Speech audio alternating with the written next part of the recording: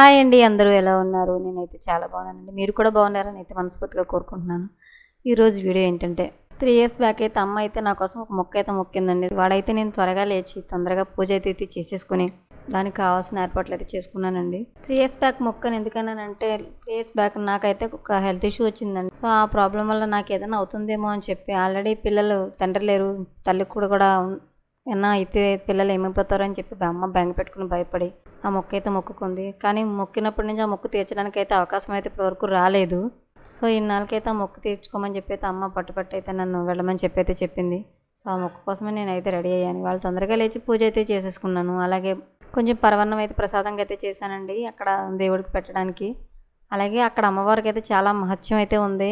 ఆ గద్దెలో అమ్మవారు చెప్పింది ప్రతిదీ కూడా భలే మనకి అనుకున్నట్టుగానే జరుగుతాయి. అందుకే అక్కడికి బాగా నమ్మకం ఎక్కువ మాకు.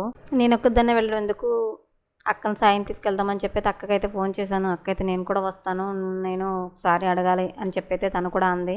సో అక్క అయితే రెడీ అవుతుంది నాతో రావడానికి. ఏమీ తినకుండా గద్దె దగ్గరికి అయితే వెళ్దామైతే అని అనుకున్నానండి. కాకపోతే ఉండలేక కొంచెం ఓట్స్ అయితే కలుపుకున్నాను తినడానికి. తానొకటి తలిస్తే దైవం ఒకటి తలిచిందని పెద్దవాళ్ళు ఊరికే అన్నారు కదండి. నా జీవితంలో కూడా అలాగే జరిగింది. సింగిల్ మదర్ పిల్లల్ని పెంచాలంటే ఎన్ని కష్టాలు పడి ఆ బాధల నుంచి బయటకు వచ్చి అలాగే తనకి ఎదురయ్యే సమస్యలు ఎలా దాటుకుని ముందుకు వెళ్ళి తన పిల్లల్ని చూసుకోవాలనేది ఆ పడే వాళ్ళకి మాత్రమే తెలుస్తుంది.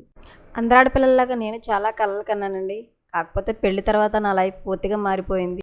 జీవితంలో ఎప్పటికీ కోలుకోలేని దెబ్బ అయితే తగిలిందండి. సో నా కోసం మరికొన్ని విషయాలు మరొక వీడియోలో అయితే కనుక మీతో షేర్ చేసుకుంటాను. ఈ వీడియో నచ్చితే కనుక తప్పకుండా లైక్ చేయండి, షేర్ చేయండి, సబ్స్క్రైబ్ చేసుకోవడం మర్చిపోకండి. Thank you so much.